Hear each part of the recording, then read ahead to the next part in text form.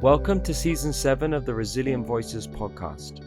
This is a space dedicated to amplifying the voices of Myanmar's pro-democracy community in exile, standing firm against repression and supporting the fight for freedom of expression in the aftermath of the February 1st, 2021 military coup. Until now, our episodes have been in Burmese, serving as a vital resource for audiences within and beyond Myanmar. But this season, we're taking a new step. We're bringing our stories, insights, and struggles to a wider audience by presenting Season 7 in English. Why? Because Myanmar's fight for democracy matters to the world. Together, we can build greater understanding, foster solidarity, and inspire action to support those fighting for justice and freedom. Let's dive in.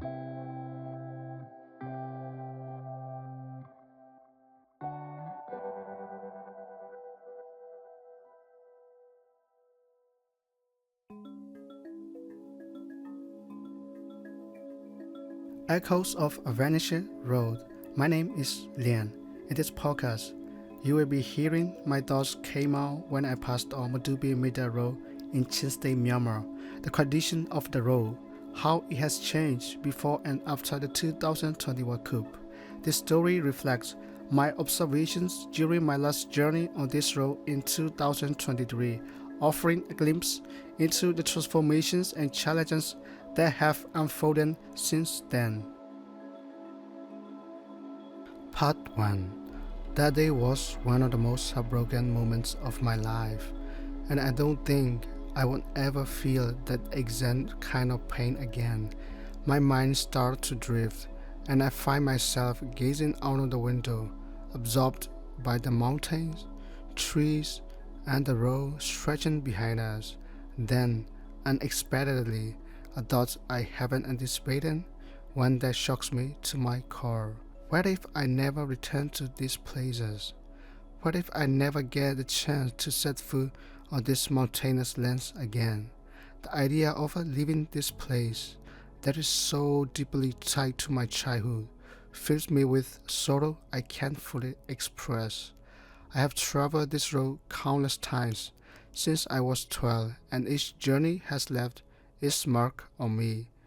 This road holds memories, both joyous and melancholic, woven into the very fabric of who I am.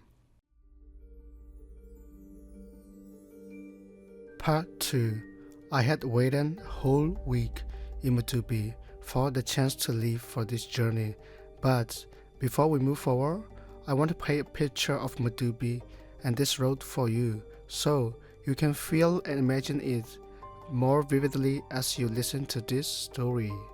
Madubi is a small rural town nestled in the southern part of Chinstay, Myanmar. It sits atop high mountains, offering breathtaking views, and is primarily inhabited by the Madu tribe, one of Chin tribes in Myanmar. Madubi's iconic landmark, Bontala, is a breathtaking 7-tier waterfall. Traveling from Madubi to Yangon involves passing through Minda, the Yao region in the middle part of Myanmar, and the Bakoku-Yangon route. Now I hope you can better picture this small mountain town, its role, and the environment. This journey was delayed by a week due to disruptions caused by the Myanmar military junta after the 2021 coup in Myanmar, which severely affected transportation in Chinstay. Even planned departures often face unexpected complications, making travel highly challenging. First, we, the president, had to go to the district immigration office. It was a strange and uncomfortable sight. Soldiers everywhere. They checked our documents, took individual and group photographs, which felt like an invasion of our privacy. But that was not the end of it. We then had to go to Battalion 304, where they checked our documents once again. This time, fortunately, we didn't have to face a direct interview with soldiers. Instead, we handed over our documents to our driver, which eased the stress a bit. After 5 hours our driver finally came out and told us we were allowed to leave. By then, it was nearly 4 p.m. As we passed the final military checkpoint on the outskirts of town, I felt a wave of relief wash over me. It was as though heavy weight had been lifted. I could finally allow my thoughts to wander to other things. I began to notice the surroundings, the road, the environment more attractively. This part of the road is known as the Lemur River Road, named after the Lemur River, the closest and most important river to the town. As I traveled, memories from the past began to flood back, each one unfolding slowly, one after another.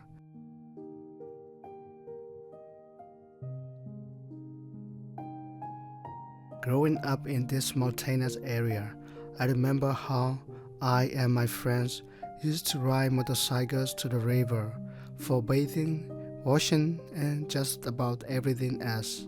The memories with them came alive again in my mind. The pain of nostalgia hit me like a wave. I miss those times when we were carefree. We ride our motorcycles along these winding uphill and downhill paths, laughing, joking, and enjoying life. The sound of laughter, the voices of my friends, they are all still etched in my memory. This place, this road, used to be full of life, bustling with cars and motorcycles, people coming and going. But now, this place, once so full of activity, is silent. The breeze feels empty, and the road, the river, everything feels abandoned.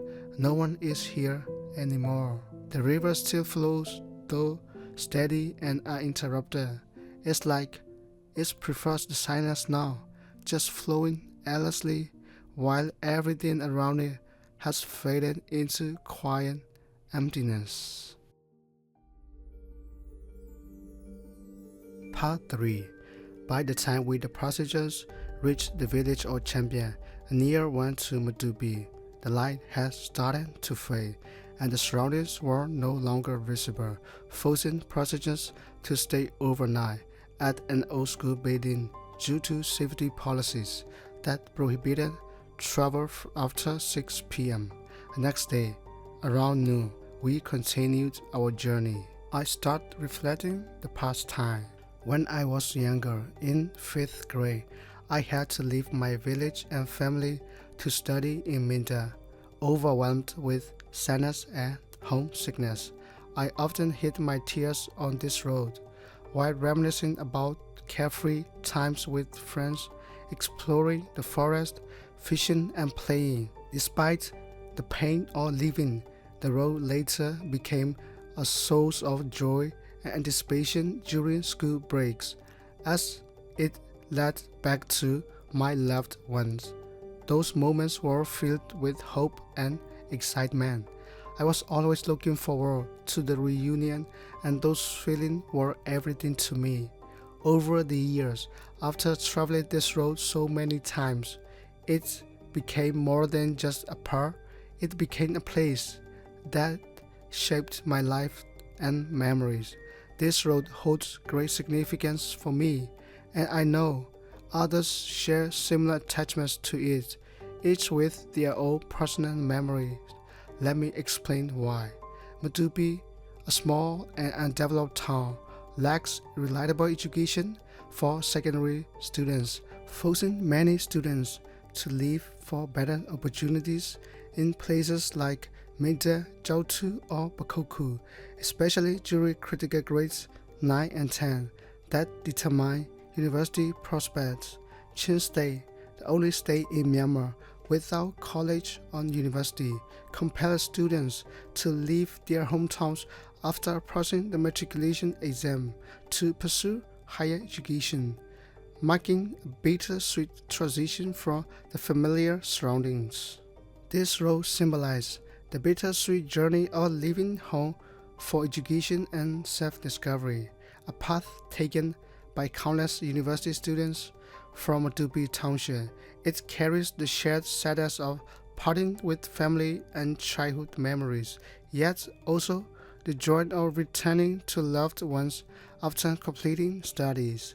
Reflecting on this shared experience of growth and transition, I am now overwhelmed by uncertainty, questioning whether they and I will ever walk this road again, as once we did.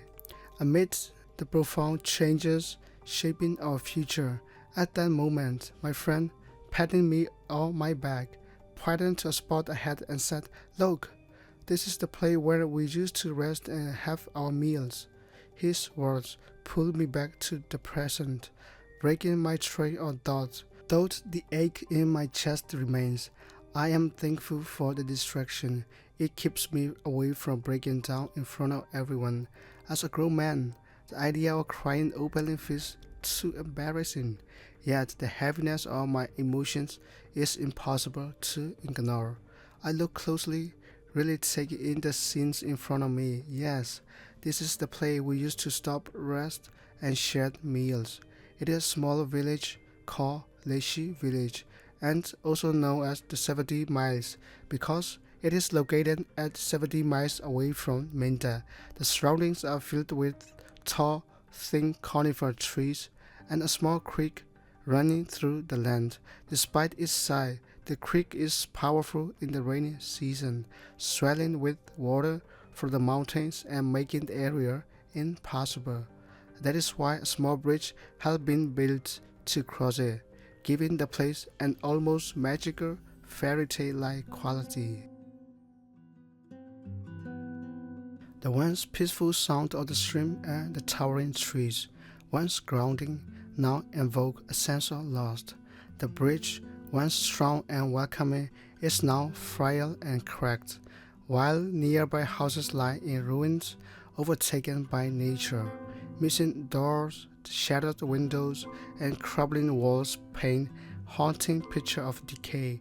As we, the processions, absorb the scene, profound sadness envelopes us, the weight of memories lost present heavily. As we continue our journey, silence is prodigally broken by conversations, now laced with disappointment, frustration, and helplessness. The sadness is evident in everyone's expressions, etched deeply into their faces.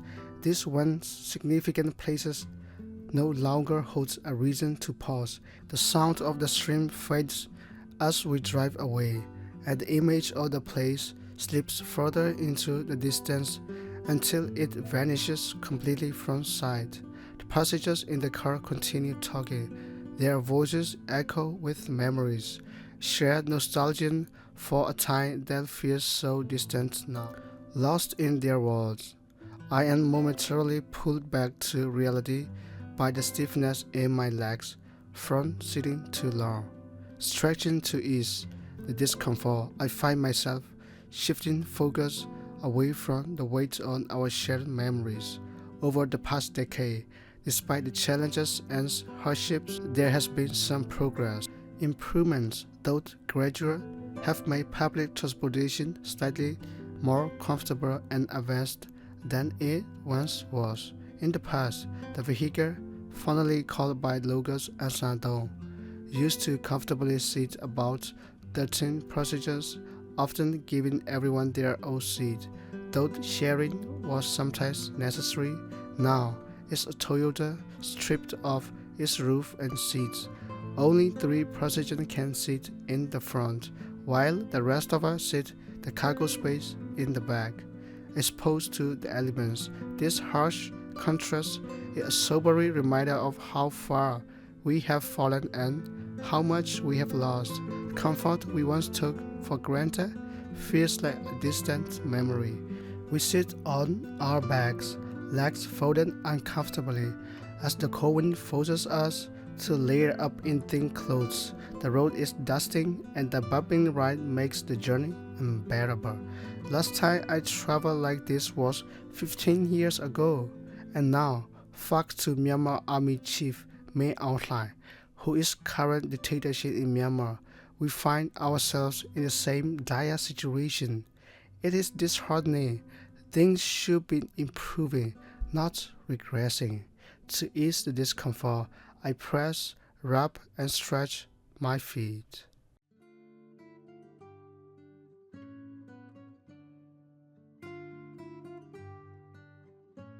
Part 4.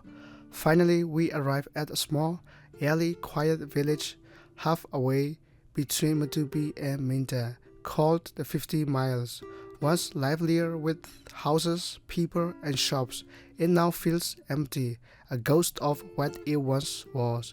This village, once a familiar resting spot for travelers from Madubi, Bakoku, or Minda, offerings of rhododendron wine and mutton meat, signatures of the Chin people.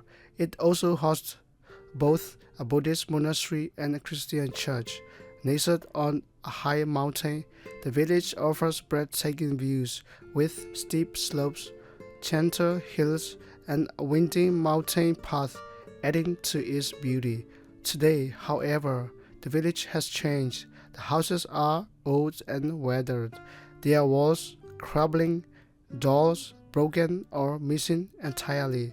Some houses have left only charred black columns when homes once stood. As the scene fades into the distance, I am left alone with my memories, missing not only the happy moments but also the sad ones. I wonder if the road, like us, carries its own feelings.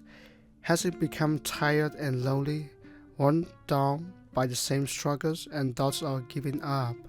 Does it long to break free as we do? I find myself lost in these abstract thoughts, wondering if the road feels the same despair and sense of existence fading, much like we sometimes do. Along the way, beside the road, I can see abandoned houses, shops and restaurants, remnants of the intense battles between the Myanmar junta and the Chinland Defense Force Minda, as proof of the CDF Minda soldiers' bravery and heroic resistance. I can also see the destroyed vehicles and remnants of the junta forces. On both sides of the road, lush green grass, rolling hills, and small rocky mountains create peaceful landscape. Sight of shrubs and trees growing amidst the rocks fills me with a deep sense of pride for my mountainous homeland. This land, always blessed with nature beauty, comes alive in winter with the entire mountain covered in vibrant rhododendron blooms. In that moment, a song came to my mind, and I thought to myself, this is the beauty of Chinland, our homeland, captured right here along this road. As evening approached, a sense of sadness crept over me. The passengers could no longer cross into mid-town due to the junta's checkpoints, making us feel unsafe and uncomfortable. The military forces were conducting strict checks at the town entrance. Before all of this, every passenger, including me, would eagerly anticipate reaching the entrance of major town, especially in December when the cherry blossoms bloomed, marking the reopening of universities. It was always the most peaceful and composed part of our journey, a moment of happiness as we arrived in this once beautiful town. Now, all we can do is gaze from a distance, far away from that place. As daylight fades and evening approaches, we stop in the nearest village called Wanmadu to rest due to security concerns. The village is beautiful and peaceful, with kind locals who offer us shelter. The cold is sharp. The village is home to not only Chin people, but also other Burmese from the Yao region who have fled military assaults from various areas. We drink traditional Chin alcohol and talk late into the night, finding much needed relief from the exhaustion and hardship of our journey. In the morning, we prepare for the next of our trip after having breakfast. As I watch the trees lining the road fade behind me, my eyes are drawn to Minter Town in the distance. This is where I spent several years of my life studying, filled with memories of my state school days. Minter is also known for its resilience, leading the early spring revolution against the brutal Myanmar military regime. It is a place where heroes have emerged, fighting for justice. Due to the high and low mountains, the town seems to disappear and reappear as we move further away. The conifer trees are gone, slowly disappearing over time. The environment and the weather, all of it has shifted gradually. The familiar sense of being in a mountainous regime is slowly fading as we pass beyond the boundary of Chinland and enter the Yor region. I am overwhelmed by complicated, untouchable thoughts. I gaze at the high and low mountains receding behind me, and I don't know what to focus on. Thousand memories rush through my mind. When my country recovers from this sickness, and if I am still alive and healthy by the grace of God, my wish is to return to this road again and listen to this story once more. I'm sure of it. But for now, I am just a Myanmar diaspora struggling to survive far from home, my land, and this road.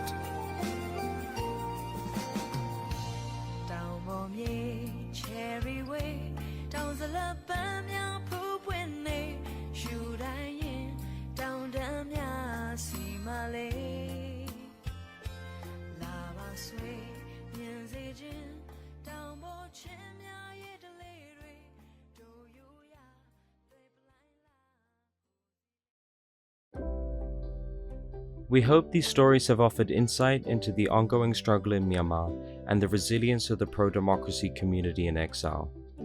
We encourage you to share what you've heard with others, amplify these voices, and help keep the conversation about Myanmar alive. Stay connected with us for updates and new episodes on Instagram and Facebook at Resilient Voices Podcast. If you enjoyed this episode, don't forget to hit the like button. Your support helps us reach an even wider audience. Until next time, take care and thank you for listening.